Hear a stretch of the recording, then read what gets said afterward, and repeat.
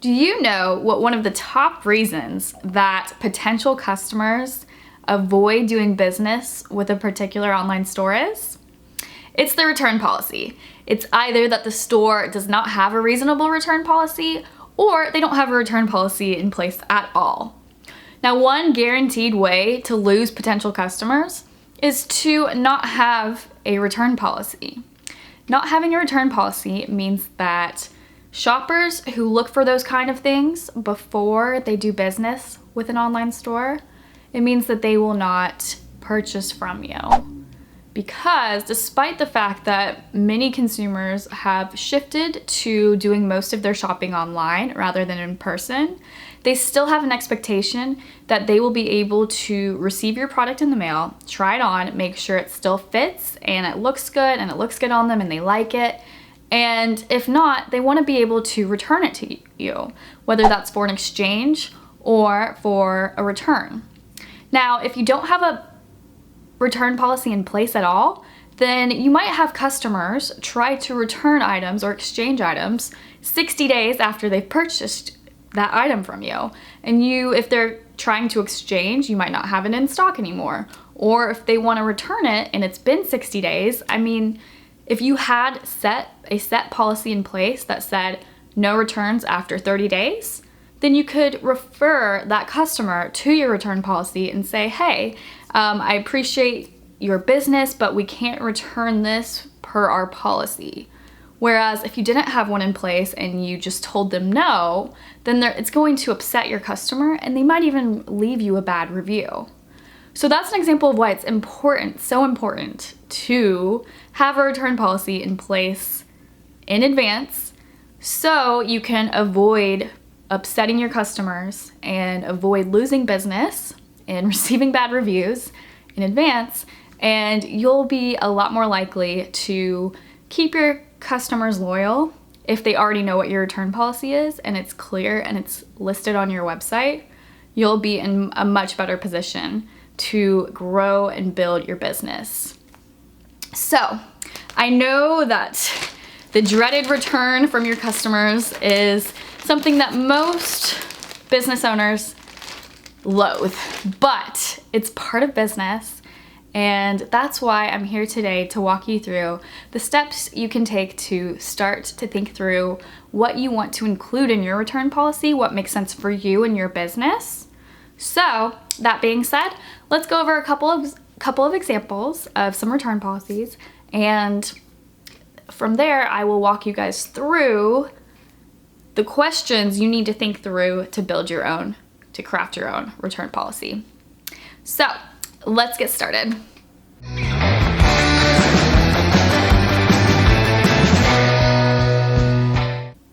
So the first return policy, and I'm just going to summarize these. I'm not going to go through how you would list them on your website. We can talk about that at the end. But the first return policy is 14 days with receipt, tags attached, no signs of wear or damage, store credit only. So that's a pretty strict return policy. The next return policy is 7 days, tags attached, no signs of wear for a full refund. After 7 days, store credit only. And then the last example is returns on damaged items only. Now that one I don't recommend. If you're telling your customers that they cannot return your product unless there's damage on the product, then a lot of people will not shop with you, because once again, people want to know that they have the ability to try on the product and make sure it fits before making that final decision to keep it. So just FYI, if you do have a really strict return policy where you do not accept returns at all unless it's a damaged product, you're going to lose customers. So now that we've reviewed a couple of examples, let's walk through some questions you need to answer in order to determine what you do want to include in your return policy. So the first question is, how many days after delivery or purchase will you accept a return? So will you accept a return 7 days after purchase, 30 days, 60 days. You want to think through how long you're going to give your customers the opportunity to return the product to you. Another thing to think about here is some stores will provide a longer return period for international customers. So that means that if you are an Australian store and you're selling products to a customer in the US, you might give that customer in the US 30 days to return the product instead of the 14 days that you give to Australian customers. So I've seen that happen, and I find that a very nice gesture for international global stores because shipping, of course, takes longer overseas. So the next question is, do the tags need to be attached? Is a receipt required? So will you accept the product without a receipt? Do they have to include the receipt or the invoice that you provided in the package in order to return the product? And then in addition to that, will you require that the tags still be attached? So that's something that some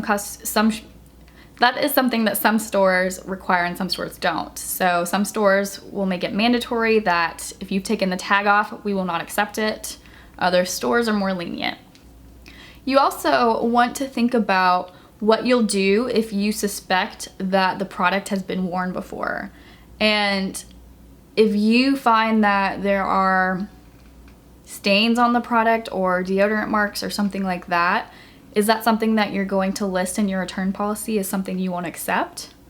Or how strict will you be about that? It's something you want to think through. You also want to think through what will happen if a customer reports that the product arrived damaged. So will you require that they ship it back to you and then from there you will send them a new version of it?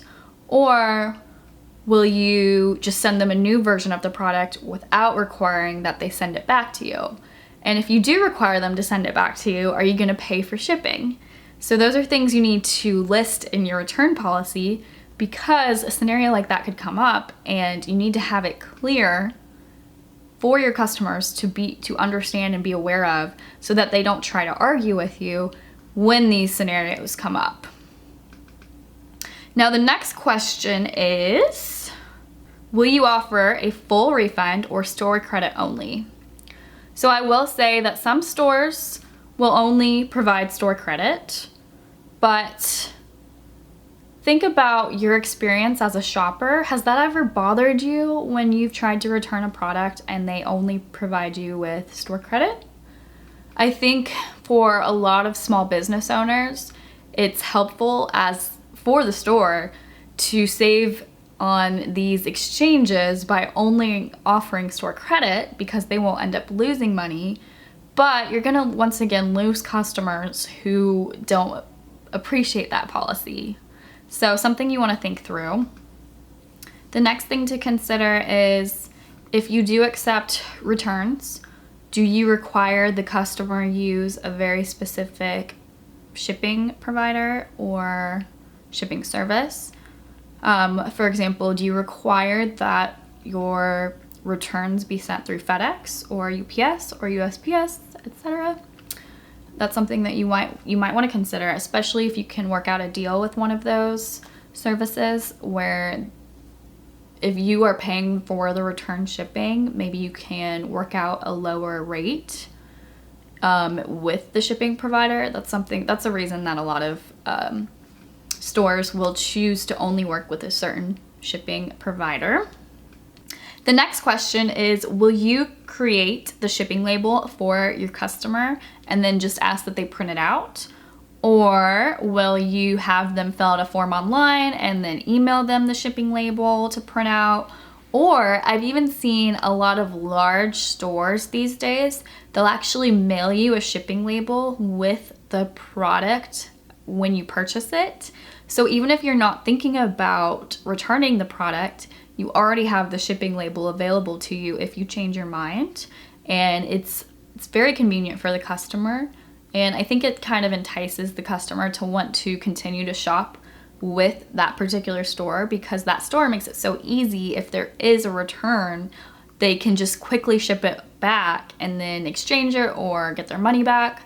Of course, that makes it harder on you as the store owner to provide a shipping label with every purchase.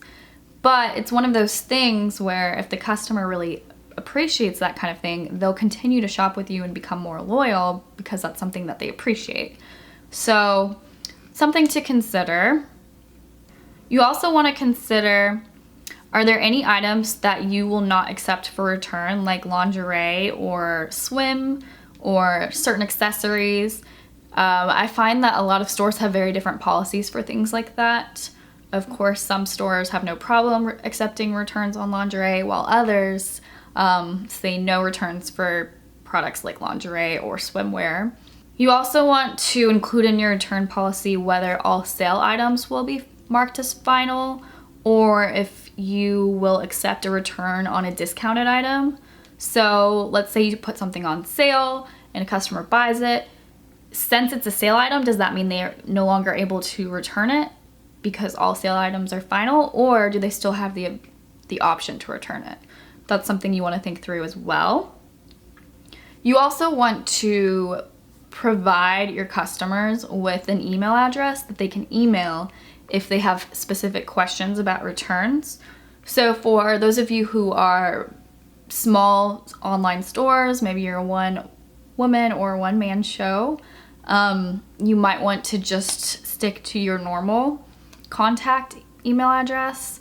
But the larger you get, I will say, once you reach a certain volume of returns every month, it is handy to have a specific email box dedicated to returns rather than have it all come through one email address.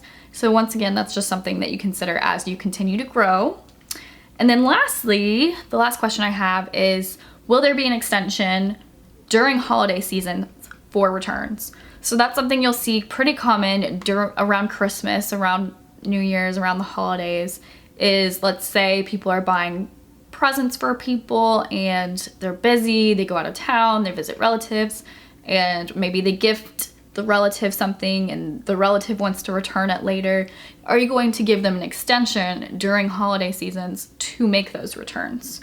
That's something that a lot of customers appreciate around the holidays, because let's face it, everyone's just busy and with life and everything during the holidays. So that's like a little nice gesture you can provide to your customers during that time. So that was the list of questions that I want you to think through as you start to craft your return policy. Once you have all of those questions answered, you do want to put it in a nice layout to explain all of those questions to your customers. I can link down below in the description bar an example of a return policy layout that I'm talking about. So you can basically copy and paste this version into your own and tweak it as you see fit if you'd like, or you can build your own. I believe there are online generators for return policies that you can find, different ways that you can build your return policy. But in addition to that, what I also recommend is taking a look at some of your favorite bigger online stores. It doesn't even have to be clothing, but it could be helpful if it is a clothing store. But let's just say you look at Sephora and Ulta's return policy, or if you want to look at an interesting return policy, look at Nordstrom's return policy, because it's my understanding that they don't have any date that you must make the return by, that they'll accept pretty much any return. It's actually a running joke in the business world that Nordstrom once apparently accepted a return of a tire that they didn't even sell at the store. I think that this happened in the 80s. I might be getting this wrong, but I've learned about this in marketing classes, where it's just like one of the things that Nordstrom is known for, and it's kind of like their marketing technique is that they'll accept any return. But apparently they went as far as to accept an item that they didn't even sell in their own store as a return one time. So it's something that you want to think about when you are thinking about your customer service strategy. How are you attracting loyal customers, and how are you making those customers loyal? Is it by your return policy? Is it by the fact that you offer sales frequently? Is it something special that you give away at a certain time of year? You just want to think through how you are attracting and building your audience, building your customer base through things like great customer service, great quality products. There's so many things, and we could save that for another video. But that being said, I hope you guys enjoyed this video. Let me know if you have any questions about crafting your return policy. But with that, I will see you guys next time.